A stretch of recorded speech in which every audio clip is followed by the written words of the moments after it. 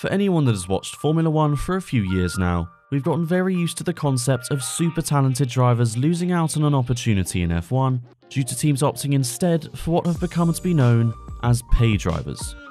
This phenomenon has been around for a couple decades or so, but it's been long enough to drive every Formula 1 fan crazy, and it sadly means Formula 1 rarely has the best 20 drivers in the world, although come 2022 it's actually fairly close. Emphasis on fairly.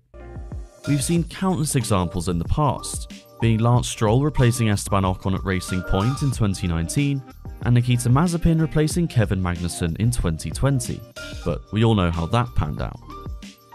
But undoubtedly, the biggest example of this was when Guan Yu Zhou got the call up from F2 to F1 with Alfa Romeo, due to his enormous funding from Chinese banks, even though he finished 69.5 points behind none other than Oscar Piastri. But I'm quite sure a lot of you are wondering who Oscar Piastri actually is. Well, he's a 21-year-old fresh-faced Australian racing driver from Melbourne, who is currently the Alpine F1 team reserve driver. And well, to put it simply, he is one of the most promising drivers we've seen in recent decades.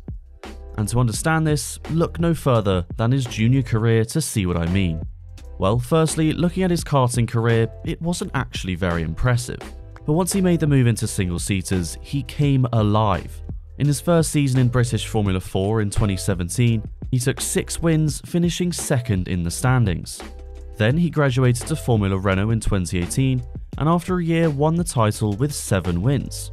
Then came a move into Formula 3 in 2020, and well, here is where Oscar found another gear, winning in his first season in an ultra-competitive field before a call-up to Formula 2 with Junior Series Supremo's Prema. And well, the results speak for themselves. He took 6 wins, 11 podiums and 5 pole positions to completely dominate the championship, in the end winning it by 60.5 points, which, given the incredibly competitive nature of Formula 2, is astonishing. Now, I know that just sounds like a load of numbers, but compared to some of the best drivers in Formula 1 right now, it's pretty impressive. For example, Charles Leclerc and George Russell won both GP3 and Formula 2 in successive years before Formula 1, but neither won a championship the year before those 2 seasons. Well, Oscar Piastri did. As Martin Brundle said, he's simply too talented to not race in Formula 1. He has so much talent that McLaren had to go to their rivals Alpine to ask if they could use him as a backup driver. So based on all this, when will he actually get into F1? Well, ignoring the fact he should already be there, no discredit to Guan Yu Zhou though, because he's actually been pretty good, he's currently in a difficult situation. As always, it's very important to keep racing competitively and to not sit on the sidelines. But he doesn't have many options.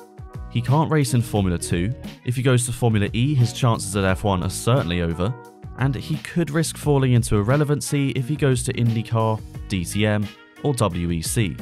So even though he's not racing, his best option is to be the Alpine reserve driver. So what options does he have moving forward? Well, as we saw in the 2020 season, the driver market can throw some serious curveballs and shake up the grid. So anything is possible.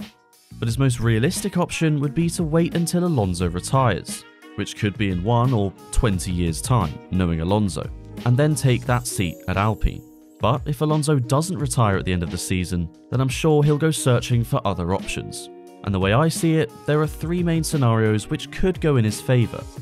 First one is that Latifi is booted out of Williams. Not because of Williams, but because of all the top drivers complaining about him ruining their races. Second one is Sebastian Vettel calls it quits and leaves Formula 1, freeing up a space at Aston Martin, which based on their performance is certainly not unrealistic. And finally, Lewis Hamilton decides to retire. Now, this is of course a bit of a stretch, but it would cause absolute chaos in the driver market. I'm not saying Piastri will go straight into that Mercedes seat by any means, but it would certainly free up some other drives for him to go for. Now, in terms of what Piastri could achieve once he reaches Formula 1, the sky is the limit. It's rare that you find a natural talent like Piastri, so I'm not going to hesitate to say that he is world champion material. But of course, as always, he needs to find the right team and environment to be able to challenge for wins and a title. But I will repeat, he has a long career ahead of him, and I really hope he can make it work. But of course, Formula 1 is a big step up, and so anything can happen. Let me know in the comments section below if you think Piastri is in fact world champion material, and as always, make sure to like, subscribe and smash that notification bell to be reminded of any new videos.